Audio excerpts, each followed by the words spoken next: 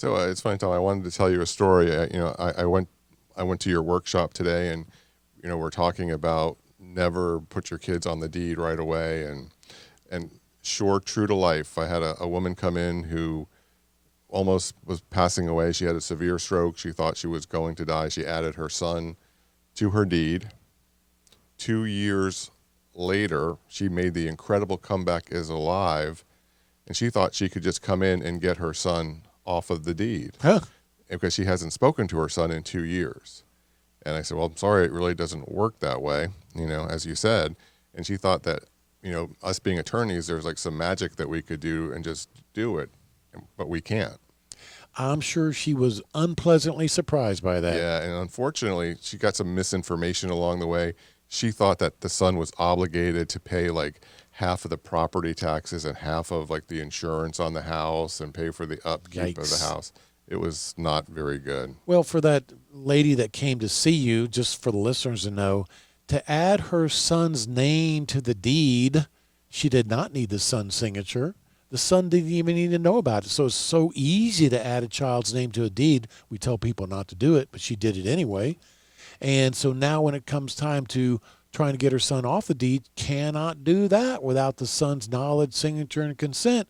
And she hadn't even seen him in 2 years. No, and the sad thing is, Tom, she went to an attorney to do this. And they never even told her about a ladybird deed, which would have been the perfect thing to do. Yeah. The ladybird deed is a tool that we use to avoid probate. That in this case, that mom would have said, hey, as long as I'm alive, it is my home to do with as I please. No restrictions on it whatsoever. But when I pass away, my home would automatically go to my son.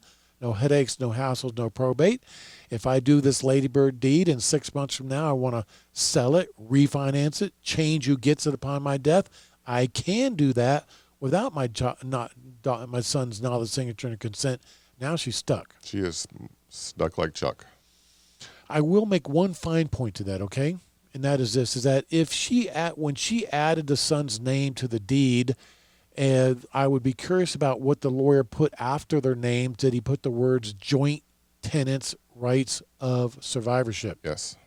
So if she dies with this deed in place, her home is automatically go to her son, 100% of it, no probate required. If she said, Tom, I hate that idea, I want to make sure that my half of the home goes to my daughter, for example, she can break that joint tenants' rights of survivorship.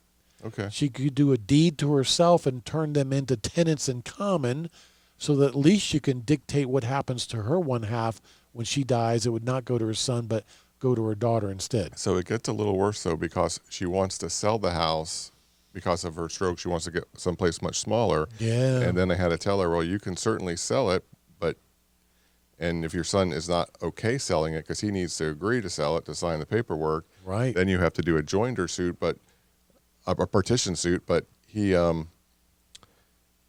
still going to get 50% of it. He's going to 50% of it, and he's going to have to pay capital gains taxes on his 50%. Yeah. She won't, but he will. So she got some bad advice, unfortunately, or incomplete advice when she added son's name to the deed. And by the way, folks, we tell people don't do that. It's not a good idea to add your children's names to the deed. We have some much better tools for avoiding probate.